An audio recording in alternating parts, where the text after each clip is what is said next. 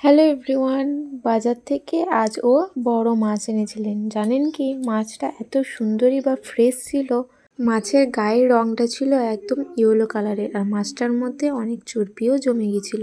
তো আজকে এই মাছের কালিয়া রেসিপিটা আপনাদের সাথে শেয়ার করব। তার জন্য ভিডিওটা শেষ পর্যন্ত দেখুন, আমার চ্যানেলটা সাবস্ক্রাইব করে আমার পাশে থাকুন।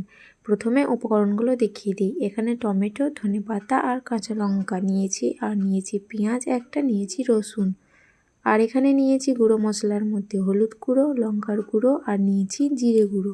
চলো প্রথমে উপকরণগুলো কেটে নিই। প্রথমে টমেটোটা 4 ভাগ করে নিয়েছি। টমেটোটা কাটা হয়ে গেলে ধনেপাতার গোড়াটা বাদ দিয়ে ধনেপাতাটা টুকরো টুকরো করে চপ করে নিয়েছি। এমনভাবে কাটবেন যাতে কুক হওয়ার পর কিছুক্ষণ পর যেন পাতাগুলো ঠিকঠাকভাবে পাওয়া যায়। ধনেপাতাটা কাটা হোক, ততক্ষণে তোমাদের ধনেপাতার একটা উপকারিতা শেয়ার করি। ধনেপাতায় থাকা ভিটামিন এ চোখের স্বাস্থ্য রক্ষায় সাহায্য করে বা চোখের দৃষ্টি ভারসাম্য রক্ষা করে। আমার চ্যানেলে এরকম ছোট্ট ছোট্ট টিপস আপনারা পেয়ে যাবেন রান্নার বিষয়ে, তার জন্য চ্যানেলটা আমার ফলো রাখবেন। এবার পেঁয়াজের খোসা ছাড়িয়ে আগে থেকে নিয়েছিলাম। পেঁয়াজের খোসাগুলো ছাড়িয়ে পেঁয়াজটা পাতলা পাতলা করে স্লাইস করে কেটে নেব। পেঁয়াজটা পাতলা পাতলা করে কাটলে কি হয় জানেন, ভাজতে বেশিক্ষণ টাইম লাগে না। দেখুন এখানে পেঁয়াজটা একদম পাতলা পাতলা করে কেটে নিচ্ছি। এবার পেঁয়াজটা কাটা হয়ে গেলে এখানে কয়েকটা কাঁচা লঙ্কা নিয়েছিলাম। এবার এই কাঁচা লঙ্কার বোটগুলো ছাড়িয়ে নেব। কাঁচা লঙ্কার বোটগুলো ছাড়ানো হয়ে গেলে কাঁচা লঙ্কাগুলো একটু চিড়ে নেব।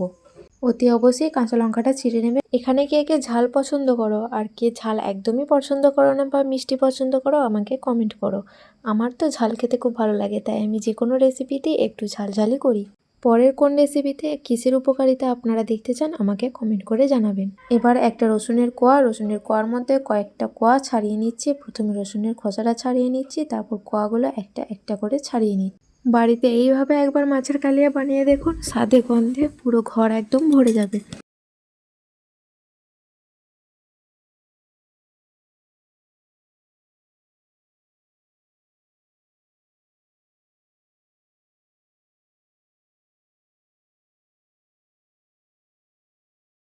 দেখুন এখানে সব কিছু উপকরণ আমার পারফেক্টভাবে রেডি হয়ে গেছে।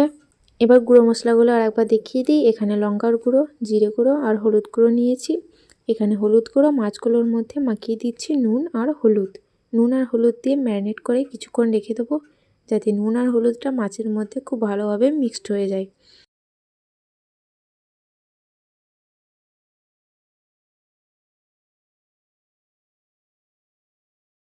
ততক্ষণে কড়াইয়ে সরষের তেল গরম করতে দিয়ে মাছগুলো এক এক করে দিয়ে দিচ্ছি। দিয়ে মাছগুলো বাদামি করে ভেজে নেব।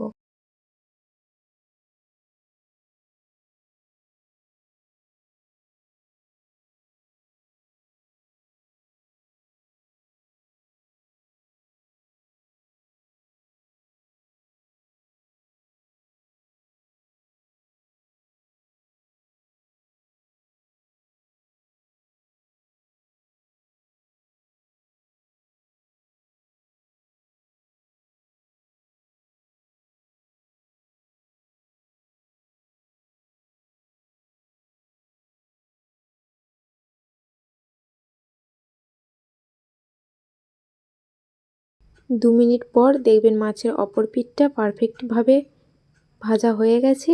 এবার এক পিঠটা পাল্টে অপর পিঠটা ভেজে নেব।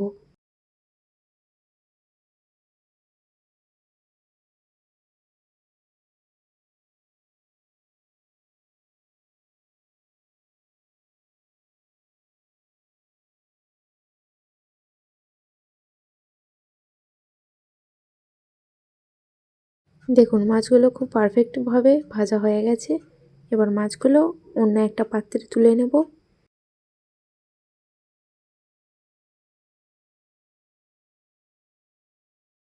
এবার ওই কড়াইয়ে গোটা জিরে দিয়ে দেবো, আর দিয়ে দেবো কেটে রাখা পেঁয়াজ, আর দিয়ে দেবো ধনেপাতা। দিয়ে কিছুক্ষণ নাড়াচাড়া করে পেঁয়াজটা ভেজে নেব। কিছুক্ষণ ভাজার পর টমেটো আর কাঁচা লঙ্কাটা ওর মধ্যে অ্যাড করে দেব। দিয়ে কিছুক্ষণ নাড়াচাড়া করে নেব, যাতে টমেটো আর কাঁচা লঙ্কাটা একটু ভাজা ভাজা হয়ে যায়।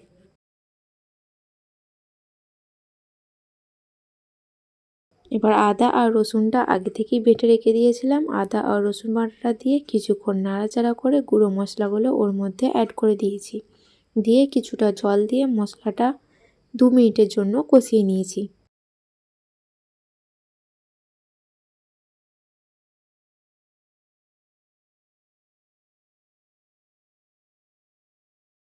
এবার যেটা অতি অবশ্যই দেব সেটা হচ্ছে লবণ, যেটার জন্য সব কিছুই না দিলেই সব কিছু বৃথা হয়ে যাবে। লবণটা দিয়ে কিছুক্ষণ নাড়াচাড়া করে গ্রেভির জন্য পরিমাণ মতো জল দিয়ে দেব।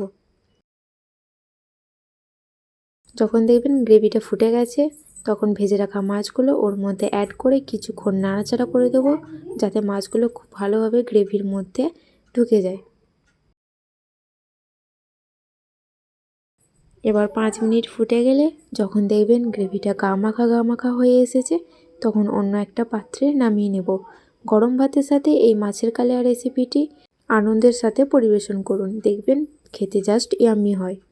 তো আজকে এই ছিল আমার রেসিপিটা। কেমন লাগলো অবশ্যই আমাকে কমেন্ট করে জানাবেন। আর শেষ পর্যন্ত দেখার জন্য অসংখ্য ধন্যবাদ।